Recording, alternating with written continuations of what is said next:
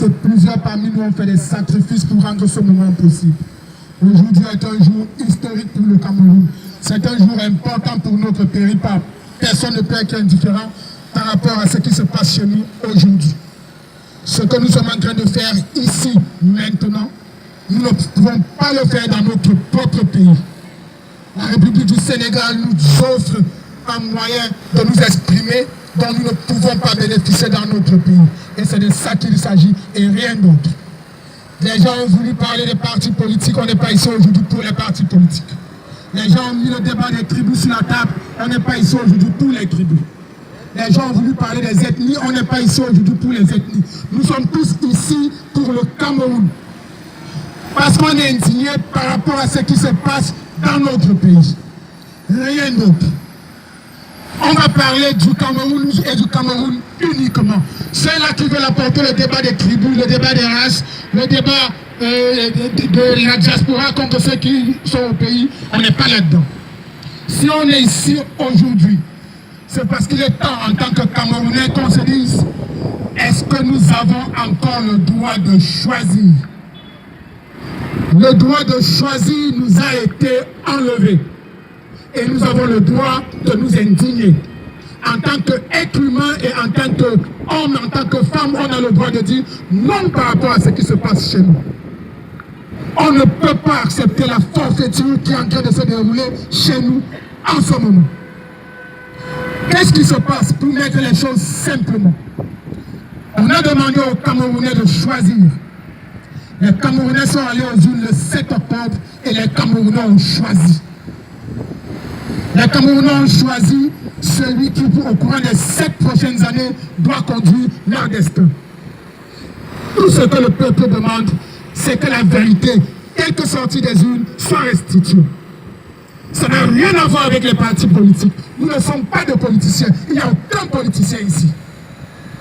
Nous sommes des Camerounais. Et ce qui se passe chez nous, ce n'est pas normal. On ne peut pas autant embrigader nos institutions sous nos yeux. Ce que nous faisons, c'est pour nos enfants, c'est pour la postérité et rien d'autre. On aurait pu rester chez nous, tout le monde ici aurait pu rester chez lui, parce que chacun ici a un abri. Mais nous sommes 25 millions.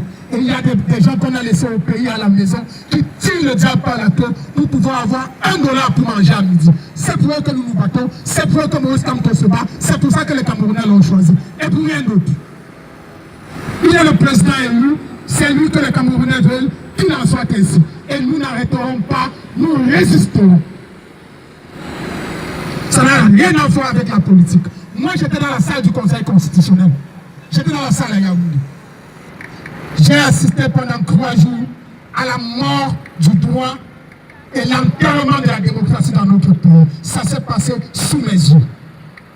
J'ai vu comment un enfant de ce pays qui est un légaliste et qui s'est battu toute sa vie pour l'avènement de l'état de droit dans son pays, qui n'a rien fait d'autre dans sa vie que d'enseigner le droit à des générations de Camerounais, qui s'est battu toute sa vie sur le plan légal pour défendre la souveraineté du Cameroun, s'est vu refuser les droits les plus élémentaires.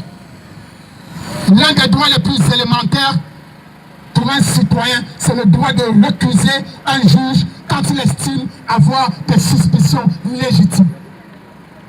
Quand on oppose à un Camerounais, quand un Camerounais oppose à un autre Camerounais et rejette son droit de récuser un juge dans un contentieux dans lequel il est parti, c'est inacceptable. Lui dire qu'il n'a pas qualité pour récuser un juge dans un dossier qu'il a introduit, c'est injuste. C'est de ça qu'il s'agit. Plusieurs personnes veulent déplacer le débat, voilà, les tribus ont fait ceci, les ethnies ont fait cela.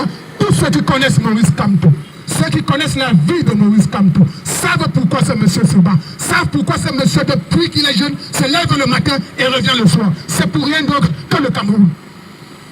Rien d'autre. J'ai entendu des gens, ceux-là qui veulent nous diviser, ceux-là qui sont prêts à tout pour rester au pouvoir chez nous, ils disent, Kamto Maurice demande aux jeunes de descendre dans la rue, alors que lui-même, il est à la maison, ses enfants sont à la maison. Moi, je dis foutaise. Dites foutaise. Dites foutaise. Foutaise. C'est inacceptable.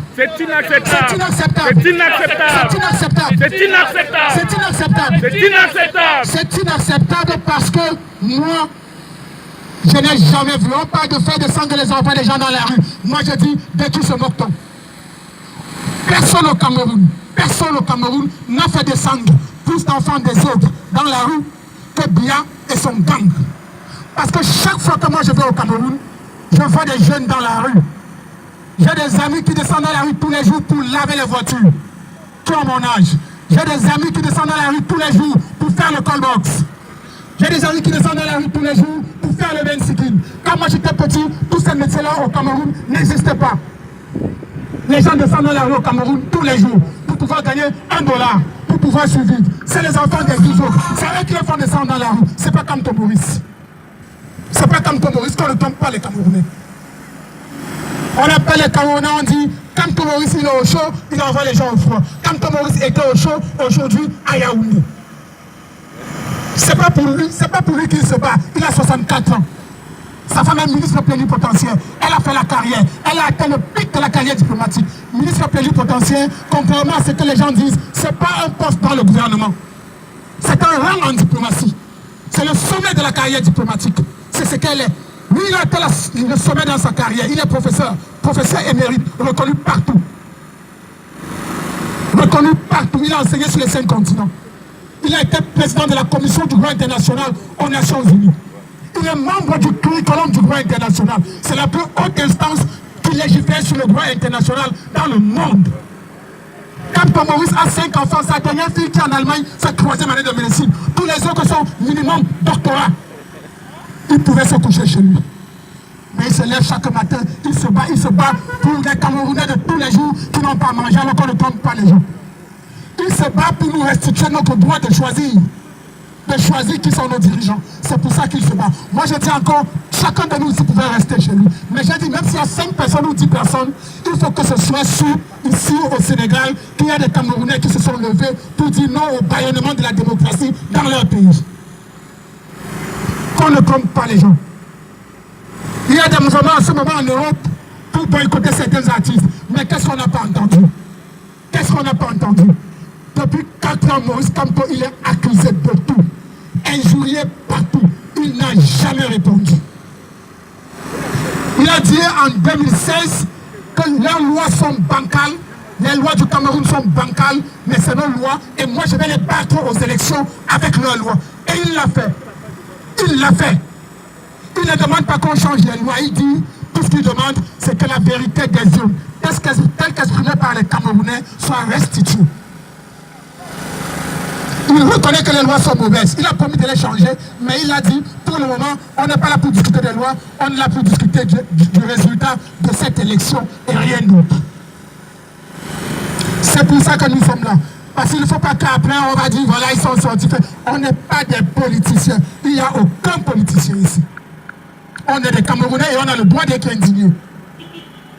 Quand dans un pays, certains ont le droit de marcher partout et de célébrer quand ils veulent, et que d'autres, même chez eux, les réunions sont interdites dans leur domicile privé, à un certain moment, il faut dire stop. Dites stop. Stop. Stop. Stop. Stop. Stop. Stop. Ça ne peut pas continuer. Parce que si on laisse faire, chers amis, si on laisse faire, nos enfants seront obligés de mener les combats que nous avons refusé de mener. En plus des combats de la génération et de l'époque, ils vont mener les luttes que nous avons refusé de mener. Parce que ce qui se passe, c'est que 5% de la population au Cameroun, les profiteurs de ce système, les bandits de ce régime, viennent de mettre leurs amis en place. Et après eux, ce sera l'ami de leur ami ou l'enfant de leur ami. Il faut que ça cesse. Dites stop. Stop. Stop. Stop. Stop. Stop. Moi, je ne sais pas, j'ai envie de passer la parole. Je ne sais pas quelle est la suite. Il y a beaucoup de choses à dire. Il faut qu'on puisse parler devant la RTS pour dire aux médias sénégalais que nous sommes indignés par ce qui se passe chez nous. Et pour apporter la précision que nous ne sommes même pas nous ne sommes pas un parti politique. Nous sommes juste un groupe d'indignés. Et c'est légitime que nous exprimions notre indignation.